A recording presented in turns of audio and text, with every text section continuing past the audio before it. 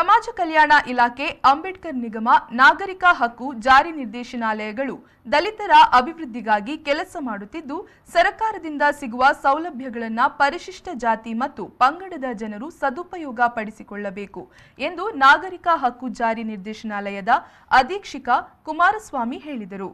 ಬಂಟ್ವಾಳ ಜಕ್ರಿಬೆಟ್ಟುವಿನ ಚೆಂಟಿಮಾರುವಿನ ಅಂಬೇಡ್ಕರ್ ಸಭಾಭವನಕ್ಕೆ ಶುಕ್ರವಾರ ಭೇಟಿ ನೀಡಿದ ಅವರು ಎಸ್ಸಿ ಎಸ್ಟಿ ಸಮುದಾಯದ ಜನರೊಂದಿಗೆ ಸಂವಾದ ನಡೆಸಿದರು.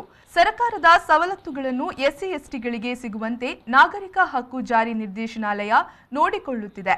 ಮಕ್ಕಳಿಗೆ ಆಸ್ತಿಪಾಸ್ತಿ ಮಾಡುವ ಬದಲು ಅವರಿಗೆ ಹೆಚ್ಚು ವಿದ್ಯಾಭ್ಯಾಸ ನೀಡಿ, ಮಕ್ಕಳಿಗೆ ಆಸ್ತಿಪಾಸ್ತಿ ಮಾಡಿಡುವ ಬದಲು ಅವರಿಗೆ ಹೆಚ್ಚು ವಿದ್ಯಾಭ್ಯಾಸ ನೀಡಿ ಮಕ್ಕಳನ್ನೇ ಆಸ್ತಿ ಮಾಡಬೇಕು ಎಂದರು.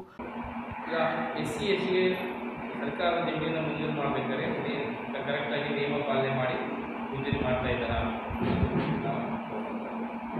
ಆಮೇಲೆ ಮುಖ್ಯವಾಗಿ ಸುಳ್ಳು ಜಾತಿ ಪ್ರಮಾಣ ಪತ್ರಗಳನ್ನು ಯಾರಾದರೂ ತಗೊಂಡು ಸರ್ಕಾರಿ ಕೆಲಸಕ್ಕೆ ಸೇರಿದರೆ ಅದನ್ನು ನಾವು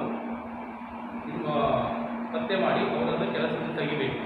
ಯಾಕೆಂದರೆ ಅವರು ಬೇರೆ ಜಾತಿಯವರಾಗಿದ್ದು ಎಸ್ಸಿ ಎಸ್ಟಿ ಸರ್ಟಿಫಿಕೇಟನ್ನು ಉಪಯೋಗಿಸಿ ಅವರು ಒಂದು ಸಾರಿ ಸುಳ್ಳು ಸರ್ಟಿಫಿಕೇಟ್ ತಗೊಂಡು ಒಂದು ಸಾರಿ ಕೆಲಸಕ್ಕೆ ಸೇರಿದರೆ ಅವರಿಗೆ ಮಕ್ಕಳಿಗೆ ಹಿಂದೆ ಹಾಗೆ ಕಂಟಿನ್ಯೂ ಆಗುತ್ತೆ.